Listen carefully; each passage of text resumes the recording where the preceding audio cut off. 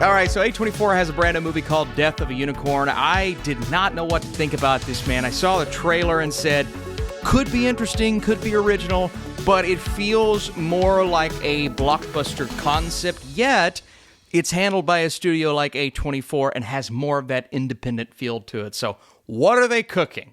Well, let's talk about it. Ridley? Are you okay? It kind of felt like it was showing me something. So our main characters, Elliot and Ridley, this father-daughter duo played by Jenna Ortega and Paul Rudd. First of all, I like the chemistry between them, even though the chemistry is not very good between them. It's that classic father-daughter relationship. Something happened, and because it happened, there's a strained relationship there to where they are not on the level that they should be between a father and a daughter. And so they're taking that into this place that they're going to, and essentially they're traveling to this pharmaceutical CEO's house, a big-time guy who's really sick, to kind of deal with something. But there's something that comes up on the way. They hit a unicorn with their car. Yeah, that thing. And that's when we get to see the rest of this cast. Richard E. Grant is the CEO. Téa Leoni is his wife. Will Poulter is their spoiled, rotten son.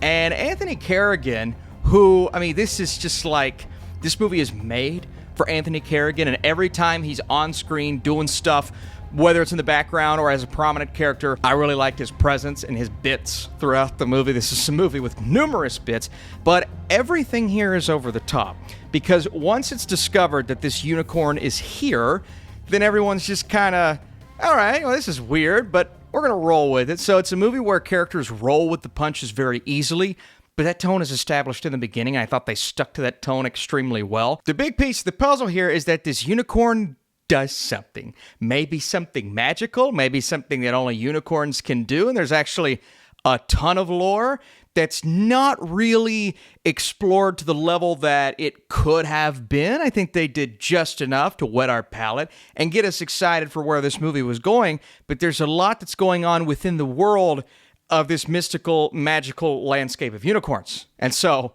again, just a crazy concept. But I've been wondering for quite some time, when are we going to try to tackle Jurassic Park again, but from a very unique standpoint, or in a lower budgeted way, or something that has that familiar feel but handles it in a different way? I think this movie does that, right? Everyone's going to make the Jurassic Park comparison because it's super obvious. But instead of going in the direction that the Jurassic Park sequels, aka Jurassic World movies, went in, we're handling it in more of a low-budgeted horror movie type of way, but the zaniness of the characters and how wacky this tone is at times also doesn't feel blockbuster-ish. And so this movie is doing a lot. And just from a creativity standpoint, before I talk about the story, because that's kind of where my flaws come in, I got to give it kudos. I got to give it props, because we're always asking for original movies. And whether this works or not, and I don't think this is going to work for a lot of people, but you have to give it props for trying something different. Yes, it's in the vein of Jurassic Park and certain horror movies that you could point to, and if I get too deep in the comparison game, I may spoil some plot points, but they are there, right? That's okay, though, because there's a flair and energy this movie has, especially in the first half, where you're like, oh, this is actually quite creative. And yeah, it's got the cliche father-daughter thing in there, but their chemistry is good, like I said, and this entire supporting cast works. I mean, extremely well. You can definitely see where things are going. And I gotta be careful here. I'm not talking specific plot points. I'm talking the grand scheme of things, because this movie was full of surprises, but overall, you can tell what the end game ultimately is, right? And so from that standpoint, it's a little disappointing. And this movie is the definition of something that as you're watching and you're swept away in the beginning, you're kind of entertained. You may not be all in like some people will be, but your interest is at least captured. It does lose steam. And sometimes as critics, we say, a movie loses steam as it goes. This really loses steam as it gets deeper into what started out as so fascinating, but kind of loses its way as it can't quite figure out how to land the plane. Because ultimately, once we land this plane, it's just kind of like, yeah, okay, well, that wasn't as cool as it was in the beginning, and that's how I was feeling as Death of a Unicorn was playing out. That's not a huge detriment to the movie as a whole, because if you're on board at the start, you're at least going to be interested until the end. But I was expecting it to kind of keep me on the edge of my seat like it did in the first half, all the way through the second half.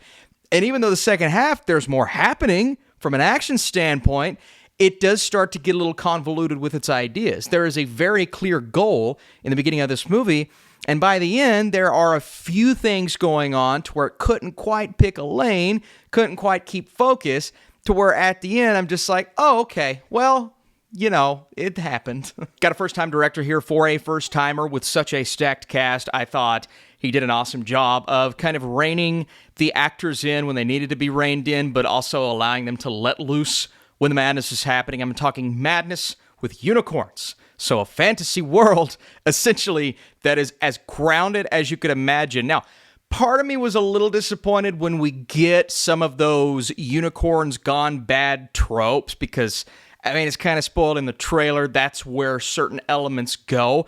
I wanted to be more scared than I was. I mean, when the things are happening, I'm like, oh, okay, they're getting really violent. I mean, you're wondering where the R rating is in the beginning. No, the R rating hits, and it hits hard.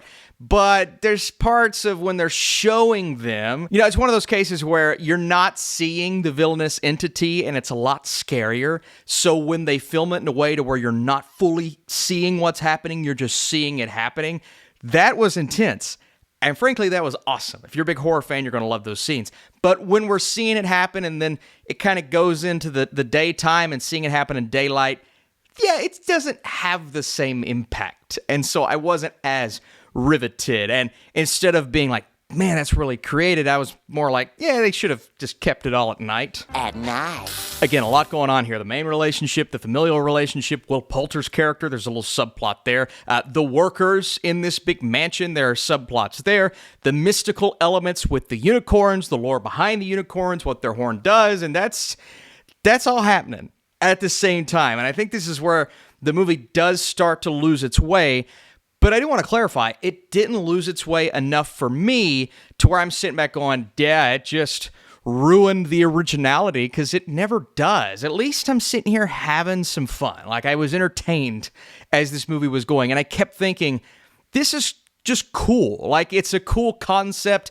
They don't bring it home. It doesn't nail it at the end, but it's interesting that they tried to do what they did. And I've got to give everybody involved kudos here. Jenna Ortega's kind of playing a similar character to what she's played several times, but you know, she's rock solid. Paul Rudd's fun. I went to an audience screening on Monday. There was an older couple walking out behind me going, yeah, that wasn't good. Little messy. So I do expect it to kind of divide audiences. Do I expect it to divide them on this level? Check this out. IMDb. I've been complaining about IMDb lately. Guess when I took this screenshot? That's right, before the movie came out. So I don't know if there's a controversy here. I don't care anymore. I'm so sick of people spamming on IMDb. 1 stars, 10 stars, both sides. It's starting to get ridiculous before the movie comes out. So you know they haven't seen it. The third time I've talked about that this week. 3 different projects. What's the controversy? Before I give you my score, do you like unicorns? Are you going to ride one this weekend? If you had a unicorn, what would his name be? Just leave the name in the comments in case other people don't make it this far. You'll confuse them, but it'll make me smile. Death of a Unicorn takes a familiar concept, but injects a fair amount of originality. The cast is an absolute blast to watch interact on screen, and some of the more shocking moments work well. It does lose steam, as it can't quite figure out how to bring it all together, but there is plenty of fun to be had. Also, the idea of evil unicorns, it's pretty dope, so I dig it. I dig that concept. I wish I would have dug the movie as a whole a bit more, but it works. Ish. You know, A24 standards, those are lofty. I'm judging it more against, I guess, blockbusters, because what else am I going to judge it against right now? All right, thanks for watching. I'll see you in my next review. What should I review next? A Working Man? Maybe?